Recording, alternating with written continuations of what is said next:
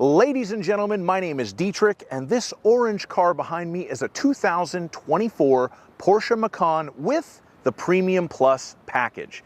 Now, this is getting towards the end of the line for this particular variant of the Macan. Porsche has already said that the second generation, which they have debuted globally, will be electric only, but they will continue selling the gasoline version of this car in the United States, where I am, for another couple of years. But this small SUV with not a super powerful engine and some good equipment, but not a ton of it, is a $72,000 car. It certainly is priced at a premium above its direct competitors. And of course, it is a Porsche, which makes it a little bit more rare and unique, and it has great styling. So today we are going to endeavor to figure out if this thing is worth the money. We are going to go over that styling. We will look at the gasoline engine and transmission that is still here on this car. We'll measure out the cargo room, we'll look at the passenger space, and we'll go over the interior convenience features and safety features. And as always, if some of that sounds good and some of it doesn't, check the description below for timestamps. So we are going to start off by talking about the styling on this car, and this is going to add to the price tag right away because there are a lot of things on the exterior of this vehicle that were optional. First and foremost, for $2,300, you have the 20-inch Macan S wheels in highly polished dark titanium. They are nice looking wheels, but I don't know about $2,300, but again, Porsche Premium. You have the Porsche logo in satin black and the model designation in high gloss black. That is going to be a $510 option. The door handles are in high gloss black and the window trim is in high gloss black. It's $350 for the door handles and $240 for the window trim. And what I will point out about this is that a lot of other manufacturers would bundle all these things into like a black package, a black optic package, something along those lines, but Porsche makes you pay separately for each little additional piece, which does add to the cost. The other interesting thing this car has is a $680 upcharge for the side blades in exterior color. That is the little bits at the bottom of the two doors. If you don't get them in exterior color, they come in black, and I'm sure you have other options too. But if you get them in the standard black, it just looks horrible. It makes the car look much, much cheaper. So you have to kind of spend $680 to make the car look like a premium product. That's a little bit cheeky, but overall, once we get past the costs of the options for the way that the car does look excellent. There's no way around it. This is a really good looking car. I like the rear end with the whole light bar going across the rear tailgate. I think the front end looks aggressive but tasteful all at the same time. I do like the wheels, even if I don't think they're quite worth what Porsche charges for them. Overall, I will say this is an excellent looking car, but you can already see how the price balloons above the base price just to make the car look nice with the colored side blade and the wheels, etc., etc. You know, that's how they get their money. Now we're going to have a look under the hood and talk about the engine and transmission, and this is probably my biggest single disappointment with the car, the engine anyway. It is a 4-cylinder turbo engine, 261 horsepower, 295 torque. It's actually a Volkswagen unit. This is the EA888 Volkswagen turbo 4-cylinder. Technically, there's nothing wrong with it in a car like a Volkswagen GTI or an Audi A4 or whatever that's much less expensive than this Macan. It's a fabulous engine. For $72,000, it needs more power, especially because it does have a Porsche badge on it. But the picture does get rosier when we talk about the transmission. This engine is hooked up to Porsche's amazing 7-speed PDK dual clutch transmission. It snaps off the shift super quick. It's super responsive. The transmission in this car, I love. The engine, like I said, it's fine. Just for the price point, not quite good enough. I think it should have at least 300 horsepower and a little bit more of an exotic pedigree. If you pay 72 grand and pull up to a stoplight next to a kid in a $31,000 GTI and you guys have the same engine, how does that make you feel about life? This base Macan does come standard with all-wheel drive. It's a rear-biased all-wheel drive system, so that does add to the sporty driving feel. And the handling is very good on this car for an SUV. Nothing at all wrong with the driving dynamics. just wish it had a little more power. I did make a POV test drive video, so there will be a link to that in the description and the comments if you'd like to check that out. Okay, now it's time to measure out the cargo area. So we are going to open the back hatchback, get our laser tape measure out, and do just that. The length of the rear cargo area from the back of the cargo area to the bottom of the back seat with the seats up is 3 feet and 1 inch.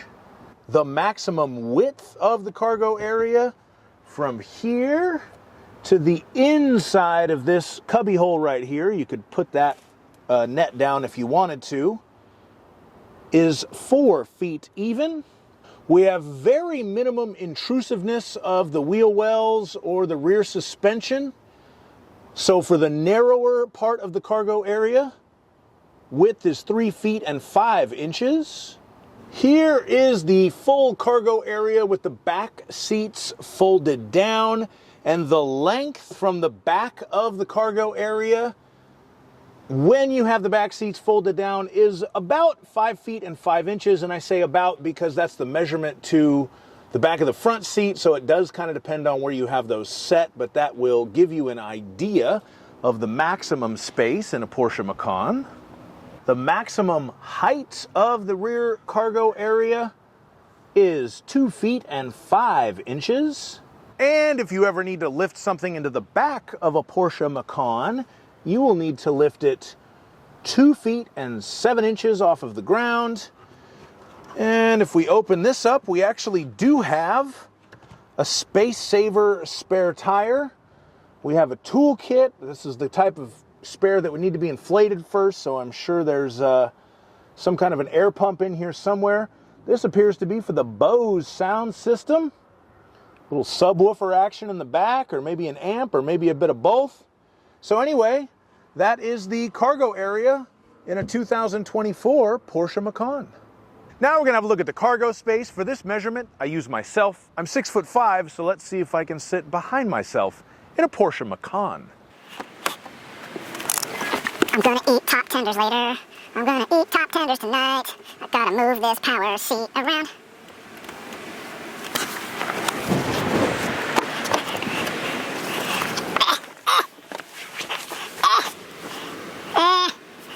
Okay, so the answer to this question is almost. I can fit in the front, no problem. Enough knee room, enough headroom, all good. And when I try to get in the back, I do have enough headroom. I just don't quite have enough leg room, so that ain't gonna work. But we have some very serious German-looking air vents in here, and it does appear to have a third zone for the climate control. We have the heated rear seats and some USB-C cell phone chargers for the backseat passengers. So we do have that going for us in a Porsche Macan Premium Plus. Now we're going to move on to the interior features, and this base model Macan is equipped with the Premium Plus package. This is a $3,660 optional package, which includes lane change assist, which is basically just blind spot monitors, the LED headlights with the Porsche Dynamic Lighting System Plus. They do look really cool, and they turn with the steering wheel at night. That is the dynamic part of the Porsche Dynamic Lighting System. We have ventilated front seats. We have a beautiful panoramic moonroof. We have 14-way power memory seats in the front. It is memory on the passenger side as well, so if you're going to switch off driver and passenger with somebody, you can have the seat set exactly where you want it. And the aforementioned heated rear seats when I was in the back seat.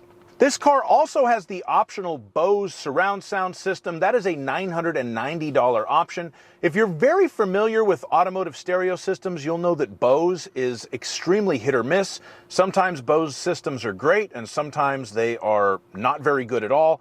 This one is one of the great ones. I think that is definitely worth $990 because the Bose surround sound system in this car is fabulous. We'll now move on to the standard features on this $60,900 base MSRP Macan, and it does have some very good standard features. Factory navigation and wireless Apple CarPlay are both standard. My only complaint here is when you're using the Apple CarPlay, it only takes up about half of the screen. The other half is to search for the built-in navigation, showing you what's playing on the radio, not what you're playing on the audio system through the wireless Apple CarPlay. And it's really kind of a waste of space. I don't know why they don't allow CarPlay to kind of stretch out and take up the whole screen the way that the factory navigation does. Another thing you have is dual zone climate control in the front. And when I say dual zone, it really truly is dual zone. You can have different fan speeds for each side, of course, different temperatures and different air distribution. So as far as dual zone climate goes, it is very, very cool and a lot more advanced than that system is in some other cars. Of course, you control the dual zone climate control with this kind of center instrument cluster that looks really modern and high tech. The buttons light up when you start the car and you can activate them. It's all just kind of digital and techy and cool. But when you turn the car off, then all of the lights go away and you can see all of your fingerprints on there, so that's a little bit of a downer. You have wireless cell phone charging in the center console. That's a nice standard feature as well. When it comes to the instrument cluster, about a third of it is digital. One of the three circles is a digital display and you can change what you're looking at there. But it does look kind of old school compared to some of its more modern competitors. This is something that kind of shows the age of the design on this Macan. This is the same one that's been around since like 2015, even though they've updated it a couple of times. And you can kind of see that with the way the instrument cluster is, even though it does look pretty cool. And that's kind of it as far as what this car has for interior features. There's no heads-up display, there's no surround cameras. It's missing a few other things that I would definitely expect at this price point, even from a Porsche. Of course, these are things you can get if you want to pay extra, but then you're just talking about an even more expensive car, and again, I just don't know if it quite justifies the price. Now we'll move on to safety features, and again, it's not really an amazing selection of standard safety features. Of course, we already mentioned the blind spot monitoring. That was actually an option. It's part of the Premium Plus package. Standard, you have collision mitigation, which helps you avoid collisions. It will either beep at you if it thinks you're going to hit something, and then if you don't react to that, it can apply the brakes to do kind of emergency braking. You have lane departure warning, so it will warn you if you're getting out of your lane, and it does kind of sound like Star Trek when it's doing that. Adaptive cruise control is standard. That's a nice feature that the Germans often make you pay extra for. So it is nice that they made it standard on this Macan. And you also have the traffic jam assist. This basically can help keep you centered in your lane and to maintain a distance from the vehicles around you when you are stuck in a traffic jam. So the safety features are decent, but not mind-blowing. Thank you so much for watching my review of this Porsche Macan. Honestly, my conclusion on this car is it's not quite worth the money. $72,000 is a steep price tag. I do like the car. I like the way it looks. I like the way it drives. The engine could use a little bit more power. If it had maybe 40, 50 more horsepower and, you know, a few more fancy things on the interior, maybe I could say it was worth 72 grand, or if it was 5 to 10 grand less expensive, it might make sense to me. But you got to pay the premium to get a Porsche, and for this particular one, in my opinion, it's just not worth it. Please let me know if you agree with me in the comments. Please like my video and subscribe to my channel, and please have a great day. Bye-bye.